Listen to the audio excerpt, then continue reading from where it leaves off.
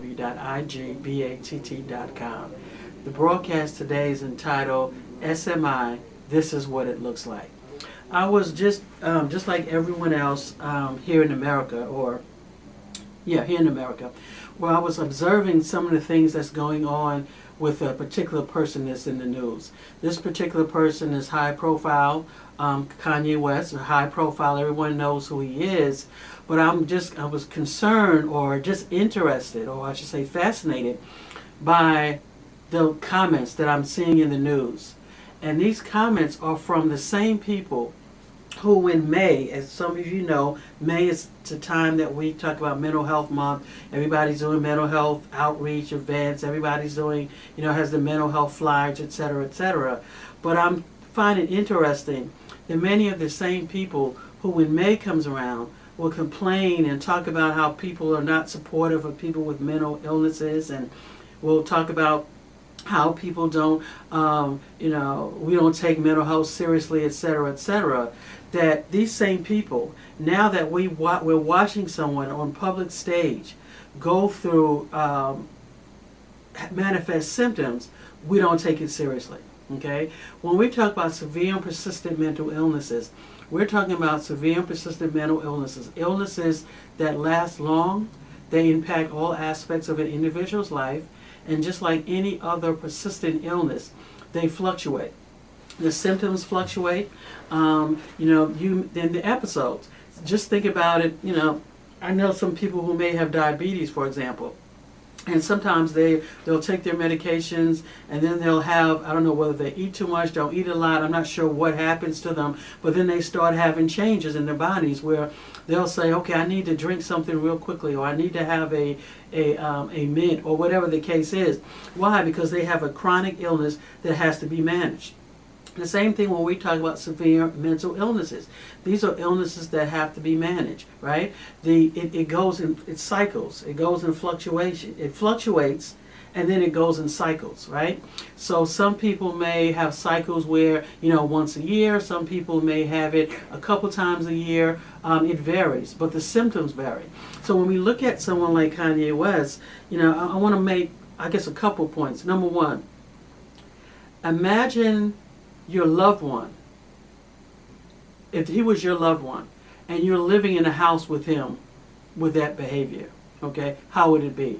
Well, I want you to know that there are many family members who have a loved one. They're not famous. Their loved one is not famous, and they're living in the house with someone with a severe mental illness who is not either taking their medications or is not properly medicated. So you may say, well, why people just don't take their medications? Not taking the medications, and we talked about this before, not taking the medications is a symptom of the illness. It's a symptom of the disease. Not feeling like it's different. Let's say if you don't have a mental illness and you decide not to take your medications, okay, then there's a reason. You have decided that you have chosen not to take your medication based on your I'm trying to use the right words, right phrase. You have all of your faculties together. So you're able to make that decision, okay? When a person who with a severe mental illness, when they decide they're not taking their medications, it's a symptom of the illness, right? That's why they're not taking their medication. That's why they don't feel that they need the medication. So you're asking someone who is sick, who is becoming sick and sicker, whether they should take their medications or not, and they're telling you no. Of course they're not going to take their medications because it's a symptom of the illness. So when, you think that just because you don't like someone, okay, or you have a problem with someone, that doesn't mean that they still don't have a mental illness, right? I think we allow our own emotions, our own triggers, things that people say that trigger us to put us in a situation where we decide whether who we're going to say has a mental illness and who doesn't. We say this person has a mental illness because they're nice, they're my family members, and this person doesn't have a mental illness because I don't like them, I don't like what they say, I don't like what they stand for. The fact of the matter is, just because you don't like a person doesn't mean that they don't have a mental illness. What we're witnessing is someone with a bipolar disorder that's becoming sicker and sicker. Okay, when you look at I entitled this is what it looks like. What it looks like when you have someone with a severe mental illness, persistent mental illness. Let's say you start at the top, okay? This is where the person gets their diagnosis. Maybe they were in the hospital, they started taking medications. This is where they are, okay? With the medications, some people may have to, as time goes on, may have to take less. Some people may have one, as I said, one episode. Some people may have several. But this is where they are. But when you're talking about a severe mental illness, you always have to keep in mind there is going to be a relapse, right? There's going to be a relapse. There's going to be some fluctuations in symptoms. There are going to be some changes. This is an illness that has to be managed just like any other illness. Any other illness, severe mental illness, is no different from hypertension or diabetes or any other disease that has to be managed. Any other disease where you have to make sure you take your medication. Any other disease where you have to eat right and exercise and take your insulin, etc., etc. It has to be managed. Okay. So step one. This is where a person is. They've got their diagnosis. They're taking their medications. Maybe they just got out of the hospital. They're starting to see their therapist or see a clinical social worker, doctor, whatever the case is. Because when we look at severe mental illness, what is critical for them, for people who are diagnosed with severe mental illness, is that they're connected with a medical doctor, someone who can prescribe medications.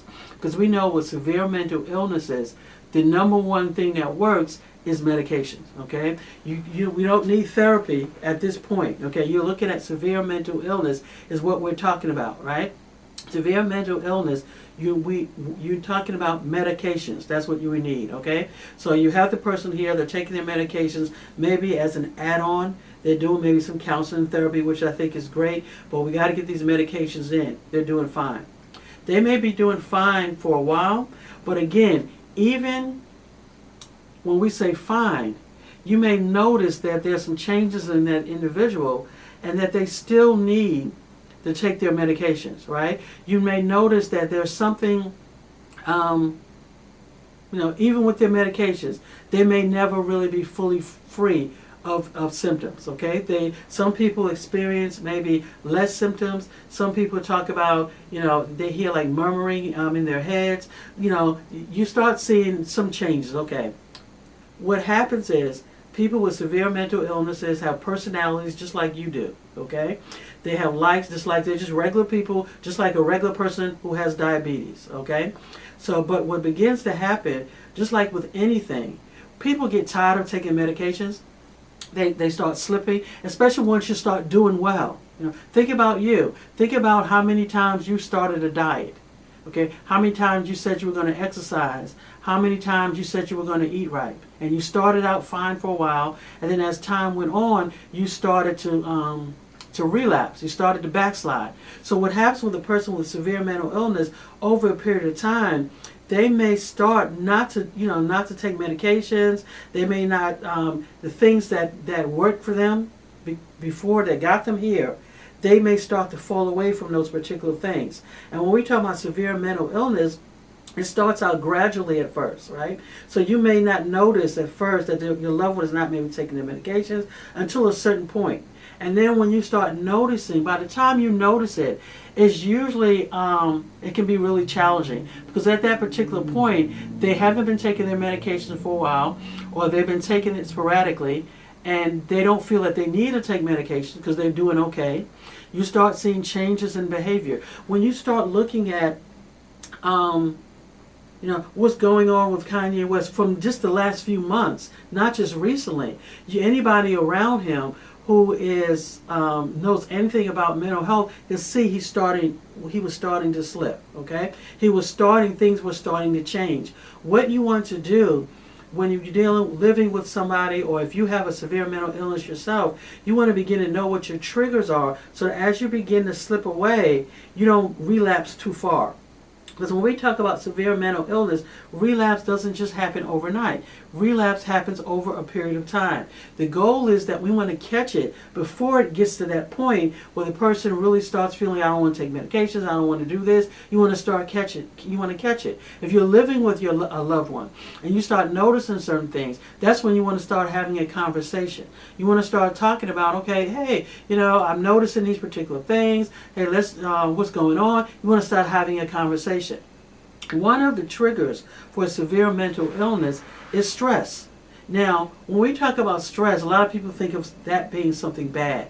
Stress can be anything good or bad that impacts you. So stress could be a wedding. Stress could be getting married. All of these things are wonderful things. Stress could be having a new baby. Stress could be a divorce. Stress could be going back and forth with the divorce lawyers. Stress could be having to manage a business, right? All of these things can cause stress on an individual, and those things can be triggers. So when we look at Kanye West, what are we seeing? We're seeing a lot of grandiosity, which is a symptom of the illness. Well, he's just, I don't like the way he acts, he's arrogant and all that type of stuff. That may be the case. That may be who he is. I've never met him at baseline. But what we're seeing, a lot of symptoms of his mental illness. You're looking at the grandiosity, okay? Running for president, okay? Really? Okay? Running for president, okay? You're looking at the erratic behaviors, the way he's been dressing. There's nothing funny or cute about the way he's been dressing, okay?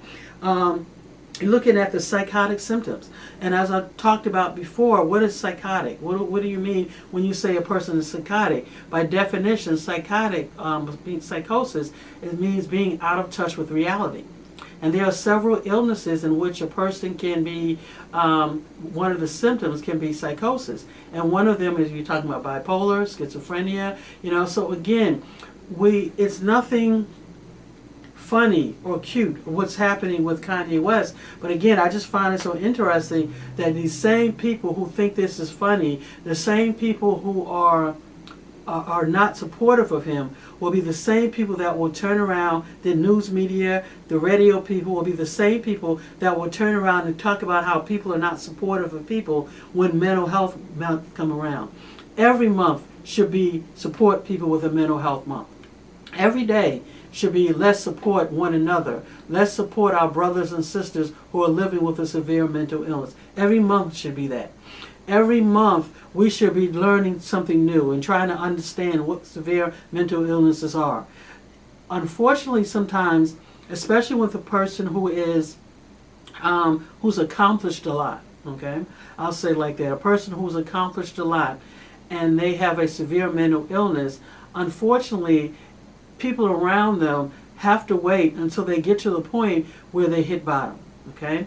And that bottom means until that they get to the point where you can do a commitment, where you can request that this person be committed against their will. So sometimes people will sit back and they'll just wait until that happens. And people will wait until that happens for various reasons. Okay, some people will wait until that happens because they think they have to. Some people will wait until that happens because, we want to try to get all we can get out as an individual before he goes into the hospital, because I want to make sure I get my last paycheck before he goes into the hospital. Because a lot of people are, when you look at somebody like Kanye West, are just users. They're just bottom feeders off of him. They're becoming relevant by using his name. They're becoming relevant by using his name and playing and using his illness. They know that this guy has a mental illness, but they're using him to promote their radio stations, to promote their newscasts, to promote themselves. So that's what they're doing. And that's, unfortunately, that happens whether a person doesn't have a mental illness or not. There are a lot of family members and friends who they know an individual has a severe mental illness, and they will use them. I know I was working with this one particular person. We had finally was able to get him into his own apartment, right? The drug dealers, a friend of his, moved in, took over his apartment. They brought in a woman who started, having sex with him because he had never had that experience before. They started giving him drugs. Why did they do that? They started doing that because they wanted to take over his apartment. So what they did, because he was vulnerable, his severe mental illness made him vulnerable. they knew they could take advantage of him by giving him certain things, making it, having this young lady, pretending like she liked him, and he was giving her all his little money and letting her in this place and doing drugs. It was a mess, right? But this is what people do this all the time. So when we talk about severe mental illness, one of the things that happens to people with severe mental illness is that they get taken advantage of. Okay, you see it with Kanye West, someone at that level. But it happens all the time to people who you don't hear about all the time. A person with a severe mental illness, they get their check on the first, and we're not talking about a lot of money, right? So they get their little check, $700 or whatever the case is, on the first or the third, I think it's the first of the month. They got to go to the store. Some unscrupulous family member will say, okay, I'll take you to the store, because they know that they're the only person that this person has. I've seen family members charge their loved ones $100 to take them to the store. The store is only a mile away, and then when they get in the store, make their family members use their little money to buy them stuff in the store. Okay, I've seen family members who will take advantage of the person with a severe mental illness. Okay, take all their money and leave them maybe with $100. I've seen that. I've seen them come in and take their food. I've seen them come in and they'll drop their kids off and just make them babysit. People with severe mental illness get taken advantage of all the time. Whether you're Kanye West or you're somebody who is West Kanye. Who's West Kanye? I don't know. I just made that up. So you can see, this is what happens when you look at it. Because what's happening is a lot of people are doing the same thing to Kanye West that you would do to someone who you didn't know. He's being exploited. He's being exploited by newscasts. He's being exploited by people who are around him or using him for a come up, right? They're using his name. There's some people you never heard of, but because it's him, they're just using his name, okay? Because they know he has a severe mental illness. And then you have the other people who are just angry about what he says and the thing. They do that all the time. This is what they do, okay? So when you're talking about the erratic behavior, we saw it from the beginning, okay? The clothes. Why are you walking around with a coat, a heavy coat, in the middle of the summertime? There's something going on, okay? Everybody knows that, okay? Oh, he's just trying to do that for attention. He's just trying to do that, for attention, okay? Well, first of all, okay, that's what a lot of people think, right? It's not for attention, okay? He's doing that because that is what his thoughts are telling him to do. His thoughts are telling him to do that. Keep in mind, you have the severe mental illness, and then you have the personality that's working together. So if my personality, say for example, is more a quiet, by nature I'm a quiet person. When I'm in the middle of having my episodes, then that's how it's going to manifest. But if I'm a person naturally, if I'm a confident person, naturally I may be a braggart or whatever, that when I start having symptoms, it's going to intensify. Okay? But let me go back, okay, to living with that particular person. When you're living with a person with a severe mental illness, it is difficult, it's challenging. You could love the person, but I have to speak on behalf of many people, family members and friends. It can be challenging. It can be tiring because the person doesn't sleep. They're having all these different type of ideas. They're saying things to hurt your feelings. One of the things we talk about when we talk to family members is that you almost got to have a thick skin because they're going to say things that will hurt your feelings. They're going to do things that will hurt your feelings. I know I have a particular friend of mine, she works with me on this broadcast, and she will tell you one of the things that her husband would do, in addition to throwing out all their food, he would get on the phone, right, and call up all her friends and say sexually inappropriate things to all her friends, okay, and now she's embarrassed. Or he'll go outside into the neighborhood and knock on doors and just say inappropriate things, sexually inappropriate things to people in the neighborhood, okay? That's embarrassing. Okay, you call the police, you call, try to get the person committed. They're not sick enough. In some jurisdictions, they're not sick enough. So sometimes you have to wait until a person really hit rock bottom, until everybody can see that there's something is going wrong on with this individual. The more accomplished the person is sometimes, or I want to say the higher level that if the person is functioning at a higher level, or they've accomplished more, sometimes it's harder.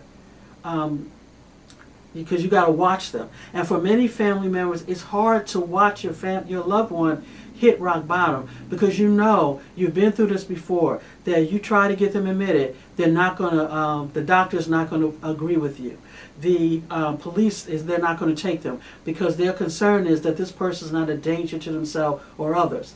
Let me stop there. That's the standard in a lot of states. But what I tell family members is you have to think beyond that. Okay? The first thing people will automatically say is if a person is a danger to themselves or others, they think about suicide or homicide. But you have to think, if you have an individual, okay, who's going around saying things inappropriately or knocking on people's door, random doors, that in itself is an example of that person can be a danger, because this person is a danger to getting beat up, because he or she knocks on the wrong door or says something to the wrong person. That person can harm them. That person can, the way things are going in this world, that person can kill them. So again, you have to think beyond just a person being homicidal or suicidal.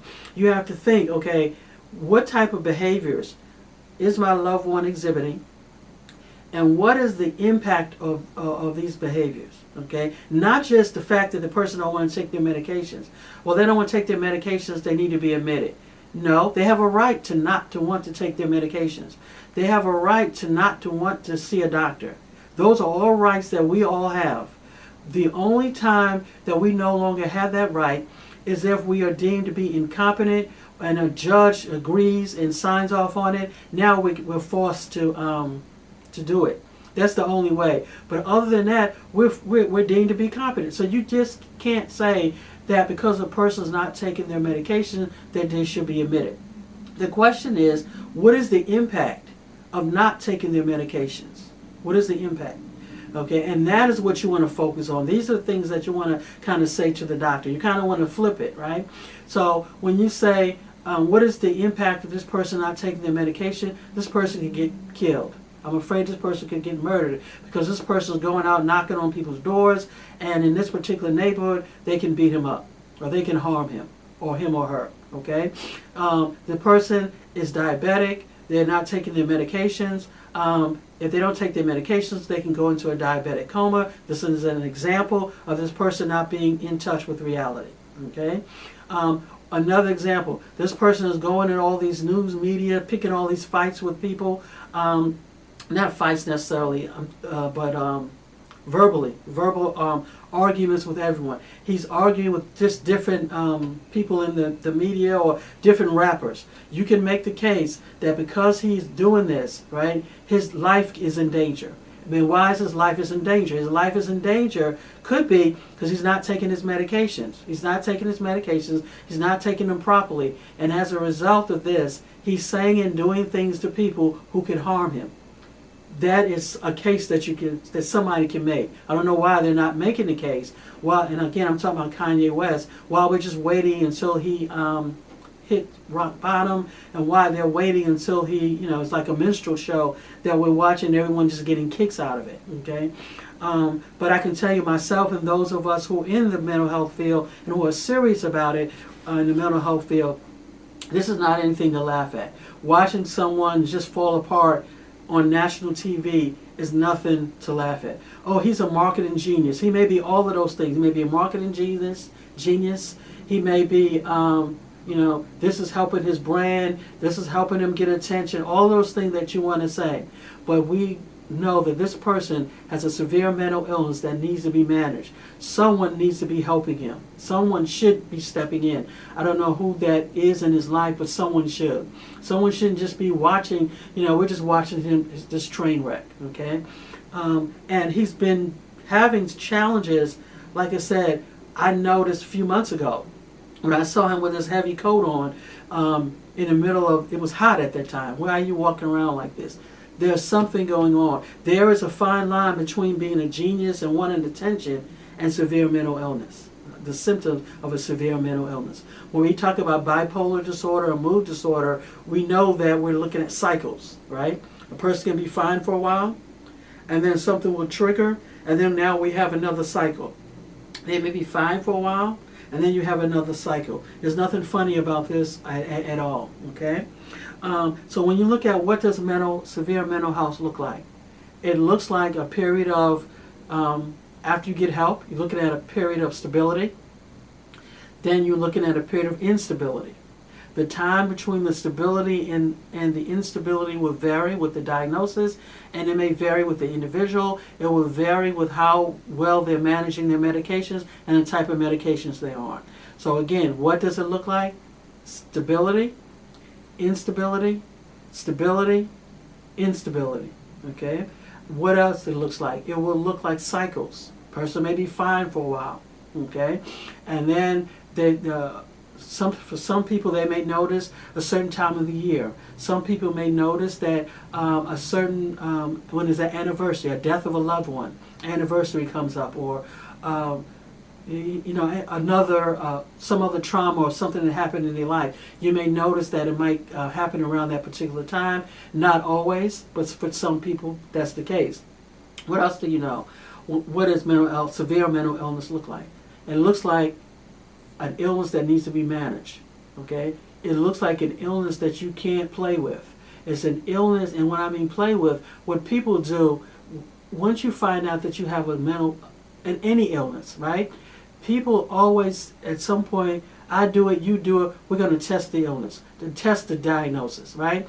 The doctor may say, this is what's going on with you. You're like, well, I'm feeling fine. I'm taking the medications, but I'm really not buying into it, right? So I stopped taking the medication. So when I stopped taking the medication, now I have a relapse. Now I'm kind of seeing, well, maybe this doctor was right. Maybe I do have this. So we go through these cycles. There's a period that we all have where we have to come to the acceptance that this is what I have going on with me, right? Until we come to that acceptance, you're going to have periods of relapse. It's just like, for example, when you look at substance abuse. Many people will start out, if they get to the point where they say, okay, I am a drug addict, or I am an alcoholic, okay? They'll get to that point. Some people are able to accept that. They're able to do what they need to do, pray, read their word, go to meetings, whatever the case is. They change their lives. They stay away from persons, and things that are not good for them. They do all of those types of things. And then there are other people who will do that too for a while. But then as time goes on, they start thinking that they're smarter than the illness, right? And they start saying things like, oh, well, I can have one drink. Oh, I can hang around this particular person. Oh, I can, I don't need to go to meetings every night. I'll just go once a week. And then after a couple months have passed, they're like, I don't need to go to meetings once a week. I'll just go once a month. And then after that, then, you know what? I'll just go when I need to. That's how and then they relapse. Same thing happens with people with a severe mental illness and any other illness, chronic illness. We take our medication faithfully. Yes, doc, I'm taking the medication. I'm doing fine. And then after a period of time, you get tired of taking the medications. You skip a day. I took it on Monday. I'll wait until Wednesday. And then some people, will take medications when they feel like it. I've noticed some people who take hypertension medication for hypertension. They don't take it, right, how they should take it. But if they go somewhere to like a big buffet and eat, oh shoot, let me take my medication. As if the medication is like a magic pill now that's going to erase all their problems. Well, you haven't been taking it all week, but you're taking it now because you think it's going to be like a magic pill. But we all do that. Many of us do this. It takes a period. There's a period of time where we are diagnosed with something. We know something's going on in our lives before we accept it. Once we accept it, okay, this is what's going on with me, that's when we can get to the point where we can better manage it. And when we talk about severe mental illness, what do we mean? What does management look like? Management looks like taking your medications as prescribed. If you do not take your medications or you don't want to take your medications, management looks like talking to your doctor about other options. Because there may not be, instead of taking a pill, you may be able to do a IM or a shot. Okay, there are other options. There are other different type of medications. I don't like these medications because it makes me gain weight. Well, the doctor can look at some other options for you. Okay, so when we talk about severe mental illness, there are mental illnesses, right? And then there are mental illnesses, and then there are severe and persistent mental illnesses. Severe and persistent mental illnesses are those illnesses that are long-lasting, that are so severe that they impact all aspects of an individual's life.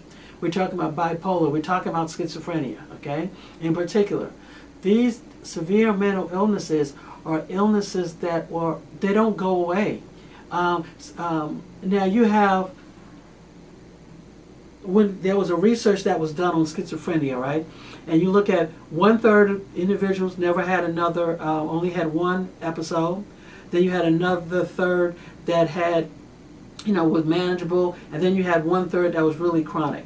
But when you're talking about severe mental illness, for the most part, it's an illness that will be there, okay? With a few exceptions. But when we talk about severe mental illness, it's an illness that has to be managed, right? Just like, I'd say, diabetes or hypertension or any other chronic illness that you have to manage. Severe mental illness has to be managed. So again, what does it look like? An illness that has to be managed. An illness that you're looking at cycles, okay? An illness that you look at fluctuations in symptoms. An illness where stress can be a trigger. Okay, an illness that will require medications. Now, unlike the other, when you look at just the regular mental illnesses or mental illnesses that are not severe per se, that don't meet that category. And let me back up. When we talk about severe mental illnesses, it's a term. It's a federal term. I think I have it on our website at igbatt.com. And what happens is it's a federal term where the federal government has taken a look at the data, taken a look at the research, and said these sets of illnesses are the illnesses that cost a lot of money, that take up a lot of time, that are long-lasting, that are severe, etc., etc. And they categorize them as severe mental illnesses.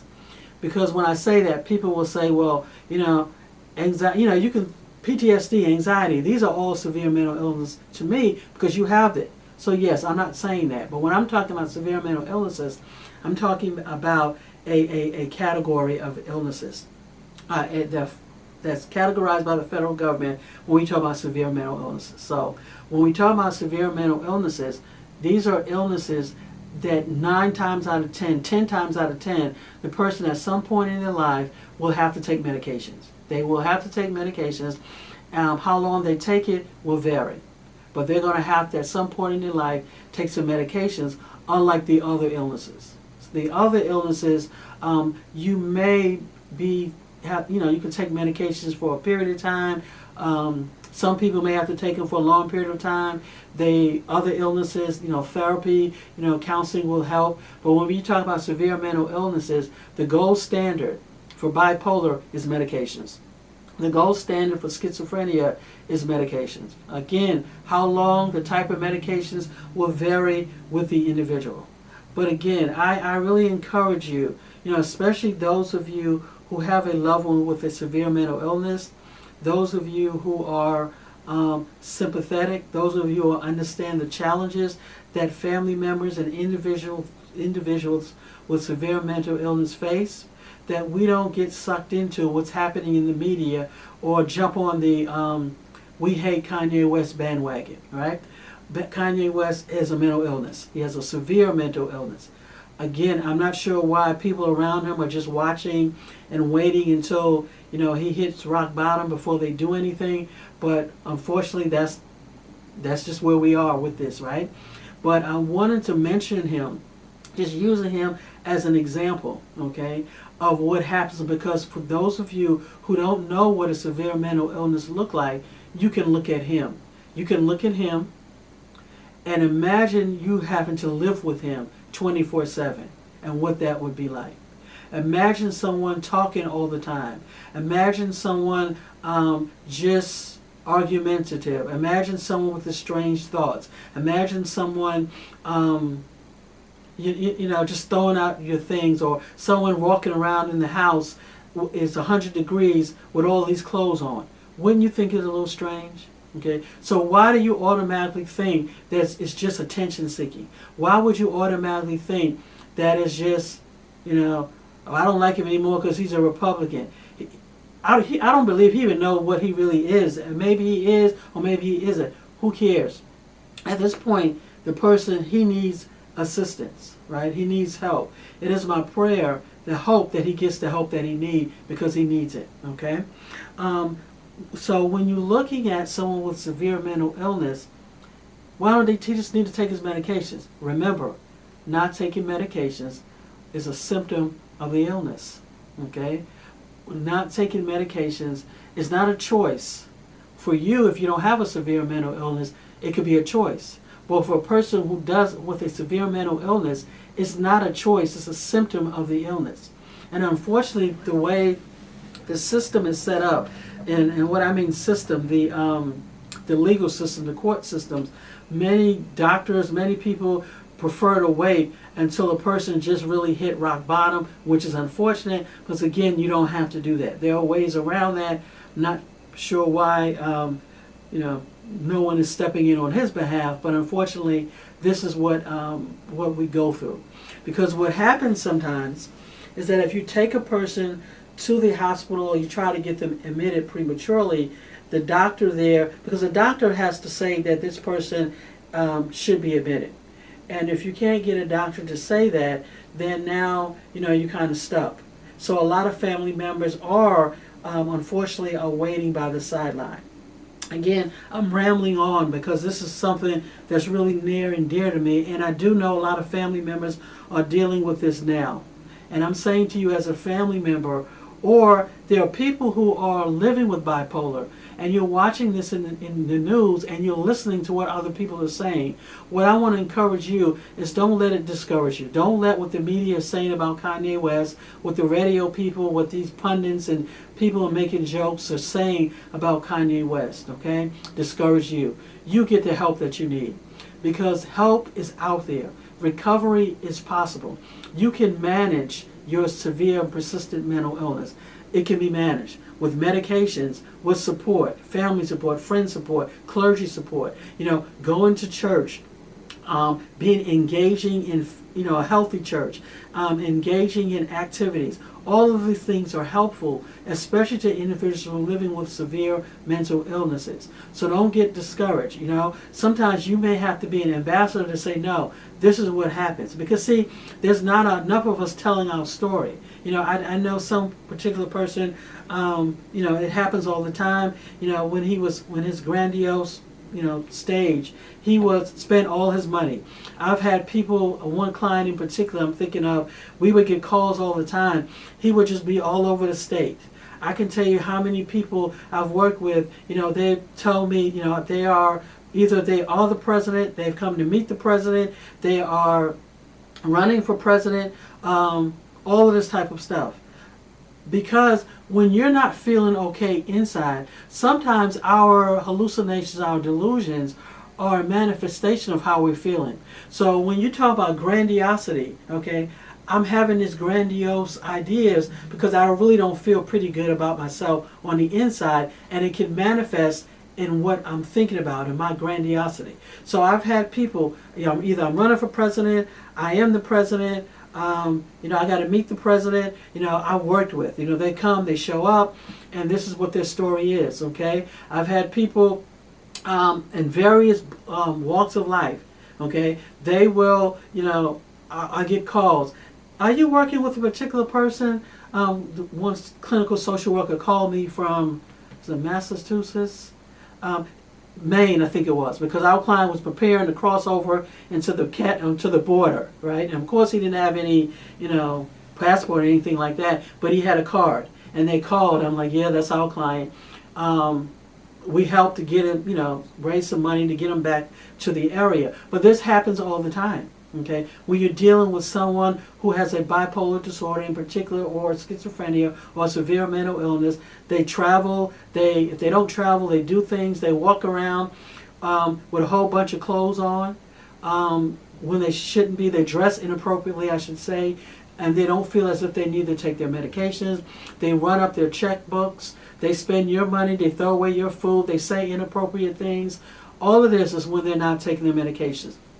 Again, if you're listening to me and you have a severe mental illness, hope is possible, okay? Recovery is possible. There are a lot of people who are living with severe mental illnesses and who go to work every day, who have families, who go to school, who are taking, who are just regular people and who are taking their medications. People with a severe mental illness are just regular people who happen to have an illness. Just like a person with diabetes. They're just a regular person, just like you without an illness, but they just happen to have a diabetes. They just happen to have an illness. And that's why it's important. You know, I say this, if you saw someone that was bleeding on the street, I mean, they were cut and blood was everywhere, wouldn't you at least call 911? Even if you didn't like the person, wouldn't you at least call 911? Wouldn't you at least tell someone? Or would you just stand by and pull out, get a bag of chips and just eat and watch it? Wow. Kiki. He's just really bleeding all over the place. Is that his guts coming out? Oh, wow. And you're just eating the chips. Kiki. You on the newscast. Yeah, there's a guy here on 4th and Elm Street. His blood is coming out all over the street. Oh, it's bleeding now. Yeah. Well, you know what? Yeah, da. That's what people do when you watch someone who has a severe mental illness who's having an episode and you don't do anything to help them. You don't do anything. You don't, well, that's their choice. That's what they want to do. They don't have a choice. Okay? There's their thought process. There's something that's impacting their thoughts. Okay? So, to me, it's the same thing. When you see a person have a psychiatric emergency,